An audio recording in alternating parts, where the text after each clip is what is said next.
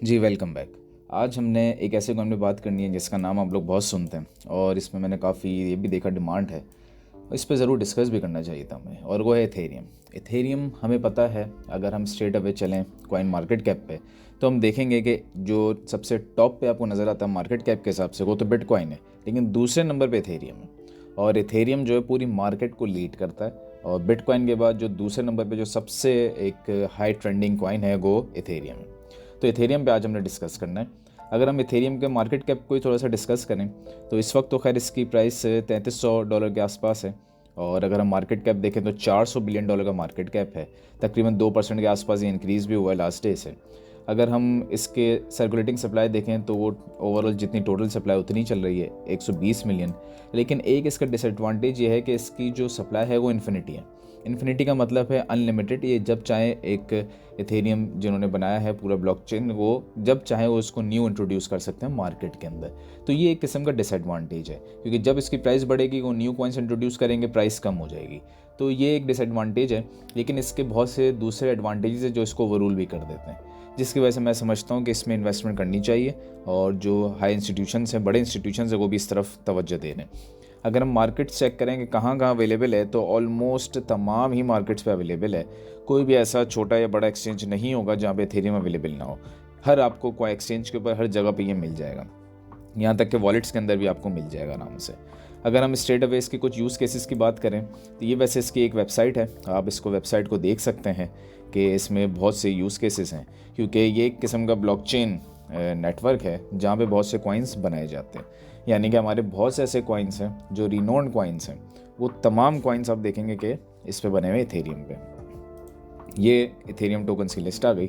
यहाँ तक कि यूएसडीटी जिसमें आप ट्रेड करते हैं वो भी इथेरियम चेन के ऊपर बना हुआ है। इसके अलावा यूएसडी, चेनलिंक, शिबा, बिटगेट का जो नया टोकन आया है, फिर यूनिस्वैप, और इसके अलावा हम देखें पॉलीगॉन जो मैटिक के नाम से भी था पहले, फिर रेंडर, ओएम, ये तमाम अब देखें सारे फेमस कॉइन्स हैं।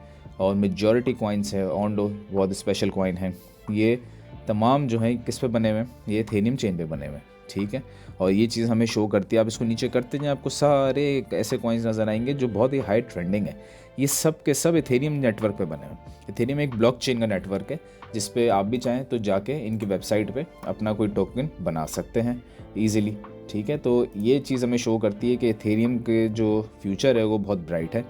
और इथेरियम आप समझ लें कि अगर तो मार्केट से इथेरियम कॉइन ख़त्म हो जाता है तो पूरी क्रिप्टो मार्केट ही क्रैश हो जाएगी, क्योंकि मेजॉरिटी ऑफ द कॉइन्स ही ख़त्म हो जाएंगे मार्केट से। तो इसलिए ये तो एक बहुत ही स्ट्रॉन्ग प्रोजेक्ट लग रहा है। इसके अलावा रिसेंटली हमें नज़र आया कि ब्लैक रॉक और फिडलिटी जो दो बड़े इंस्टीट्यूशन हैं, उन्होंने $500 मिलियन की बाइंग भी की एथेरियम में। और ये बाइंग तो ऐसी है जो कि दिखाई गई है, बहुत सी ऐसी बाइंग्स है जो दिखाई नहीं गई हैं, जो हिडन है। ये चीज़ समझ जाएगा ना कि जब बड़े इंस्टीट्यूशन की तरफ से इस तरफ इस चीज़ की न्यूज़ आए कि उन्होंने $500 मिलियन की बाइंग की है, तो इसका मतलब होता है बाइंग इससे बहुत ज़्यादा की है। ये जो न्यूज़ उन्होंने दिया वो कम दी है, क्योंकि ये वैसे तो ट्रैक भी हो जाता है लेकिन बहुत सी ऐसी चीज़ें वो ट्रैक होने नहीं देते। तो ये बहुत स्पेशल चीज़ है। इसके अलावा हम देखें तो इसी साल हमने देखा था कि SEC ने अप्रूव भी किया था, और हमें नज़र आया कि बहुत से कंट्रीज़ के अंदर ETF अप्रूवल हुई इसकी, और ETF की वजह से इसका एक बहुत ही ज़बरदस्त किस्म का गेन भी हमें देखा था, जो अभी हम चार्ट पे डिस्कस करेंगे। फिर अगर हम मज़ीद देखें इसके यूज़ केस, तो इसके लिए मैं समझता हूँ ये कॉइन डेस्क आर्टिकल है, इसको आप पढ़ सकते हैं। इसमें बहुत अच्छी तरीके से लिखा हुआ है कि एथेरियम के यूज़ केसेस वगैरह ये आप देख सकते हैं। इसमें बहुत से एडवांटेजेस भी हैं। इसमें डाटा भी बताया गया है इथेरियम का कि किस तरीके से इसके 111 मिलियन नॉन ज़ीरो वॉलेट्स हैं, जो कि तकरीबन 21% इंक्रीज़ हुए हैं। नॉन ज़ीरो का मतलब इसमें कोई ना कोई फ़ंड मौजूद है, ये ज़ीरो वॉलेट्स नहीं है जो बना के छोड़ दिए जाते हैं। तो ये बहुत ज़बरदस्त एक चीज़ है। फिर ये वाला आप पढ़ सकते हैं यूज़ केस के अंदर, क्योंकि इसका यूज़ केस तो वैसे समझ आ गया होगा सबको कि कोई, क्योंकि पूरे सारे चेन्स इस पे बने हुए हैं, और जो आप लोग ट्रांजैक्शन करते होंगे वॉलेट में तो आपको दिखता होगा वहाँ पे इथेरियम नेटवर्क सेलेक्ट करने का ऑप्शन। तो इसका तो यूज़ केस मुझे लगता है किसी को ज़रूरत ही नहीं होगी पता करने की, ये तकरीबन आप सबको पता होगा। लेकिन नहीं पता तो आप ये दो आर्टिकल्स पढ़ सकते हैं। इसके अलावा टॉप 10 ये कौन कौन सी चीज़ें एप्लीकेशंस वगैरह इन पर बनती हैं वो भी इस तरह लिस्ट मौजूद है। अब हम स्ट्रेट अवे चलते हैं इसके एनालिसिस पे। ये इसका चार्ट है, मंथली चार्ट इथेरियम का, और हमें नज़र आ रहा है कि जब से लॉन्च हुआ है ये जब से ऊपर ही गया है। मतलब इसने ऐसा नहीं हुआ है कि ये थोड़ा डिप दे। यहाँ तक कि जो बेयर मार्केट आई थी उसमें भी ये अपनी लिस्टिंग प्राइस के करीब नहीं पहुँचा। एक वक्त था अगर देखें जब कोविड आया था तो ये टाइम था जब ये ऑलमोस्ट $100 या उससे भी कम में ट्रेड कर रहा था ये। ये तकरीबन $200 के आसपास ये ट्रेड कर रहा था जब हमारा कोविड आया था पूरी दुनिया में। और उसके बाद जब एक बुल रन स्टार्ट हुआ तो हमें नज़र आया कि इसने अपना पीक लगाया $4,800 पे। $200 से $4,800, 20x से भी ज़्यादा का गेन है, वैसे 24x बन जाता है। उसके बाद फिर थोड़ा सा डाउन आया, और अब लेकिन इतना भी डाउन नहीं आया, इसका जो लो भी था वो $900 के आसपास था, और अब ये अपने ऑल टाइम हाई की तरफ जा रहा है। तो इसके क्या पोटेंशियल टारगेट्स हैं वो भी हम देखते हैं, वो भी डिस्कस करते हैं। पहले हम अपने कुछ इंडिकेटर्स लगाते हैं, वीकली पे आते हैं, और अगर हम देखें तो इसका RSI देखें तो ये थोड़ा वीकली पे 54 पे और 50 वाले जोन के पास से बाउंस बैक हुआ है, तो ये एक अच्छी इंडिकेशन दे रहा है हमें, ठीक है। इसी के साथ अगर हम अपने डिफरेंट इंडिकेटर्स को अप्लाई करें, जैसे कि अगर हम EMA 200 को अप्लाई करें तो हमें नज़र आएगा कि ये तकरीबन 9 अक्टूबर के बाद से ये EMA 200 के ऊपर क्लोज दिया और उसके बाद नीचे नहीं आया दोबारा, ठीक है। ये एक बहुत ज़बरदस्त चीज़ है। इसी के साथ अगर हम अपना दूसरा इंडिकेटर लगाएं EMA 21 वीकली पे, ताकि हमें थोड़ा से पता चले डायरेक्शन का, तो ज़रा सेटिंग्स भी साथ साथ चेंज करते हैं इसकी, और EMA करते हैं इसको 21। EMA 21 वीकली पे बहुत ही ज़रूरी है, बहुत अच्छी डायरेक्शन दे देता है आपको। ये देखें आपको वीकली पे क्या डायरेक्शन दे रहा है कि भाई ये जब से ऊपर क्लोज हुआ 4 नवंबर के बाद, जब से इसने रीटेस्ट ही नहीं किया था, और हमने बात की थी रीटेस्ट करना ज़रूरी होता है, और ये अब रीटेस्ट कर चुका है और अब यहाँ से जा रहा है। इसका मतलब ये बहुत अच्छी पोजीशन है, यहाँ से आप बाई कर सकते हैं इथेरियम को। और इसका जो फर्स्ट टारगेट बनेगा स्ट्रेट अवे वो बनेगा इसका ये वाला जो प्रीवियस हाई था, यानी कि $4,100। उसके बाद इसका जो सेकंड टारगेट बनेगा वो बनेगा इसका ऑल टाइम हाई, यानी कि ये ऑलमोस्ट $4,700 या $800 का, ठीक है। ये बनेगा इसका सेकंड टारगेट, और बाकी टारगेट्स मैं इधर मेंशन कर रहा हूँ। अगर हम देखें इसके तो शॉर्ट टर्म टारगेट इसका जो बनना चाहिए, हम इसको टारगेट्स यहाँ पे मेंशन, शॉर्ट टर्म टारगेट इसका है $4,100, ठीक है।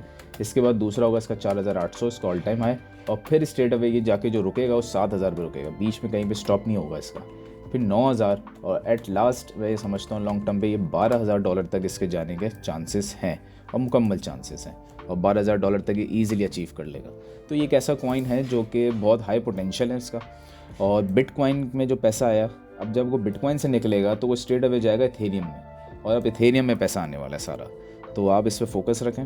और इथेरियम में जैसे ही पैसा आएगा तो सबसे पहले इथेरियम ऊपर जाएगा, और इथेरियम ऊपर जाता है तो बाकी सब भी एल्ट्स आपको ऊपर जाते हुए नज़र आएंगे, फिर बाकी सब एल्ट्स रुकेंगे नहीं, वो उसको फॉलो बैक करेंगे। तो ये बहुत ज़रूरी चीज़ थी समझने के लिए। और इथेरियम के जो टारगेट्स हैं पॉसिबल को ये मौजूद हैं, इन सब को देखते हुए आप इथेरियम इन्वेस्टमेंट कर सकते हैं। बाकी अगर तो इसके मार्केट कैप को कॉन्सेंट्रेट करते हैं, कुछ ऐसे भी एनालिस्ट हैं जो इस पर बहुत ज़्यादा हाईली बुलिश है, और वो कहते हैं कि एक वक्त ऐसा आएगा कि इथेरियम जो है नंबर 1 पे आ जाएगा, यानी कि इसका मार्केट कैप BTC को भी छोड़ देगा पीछे।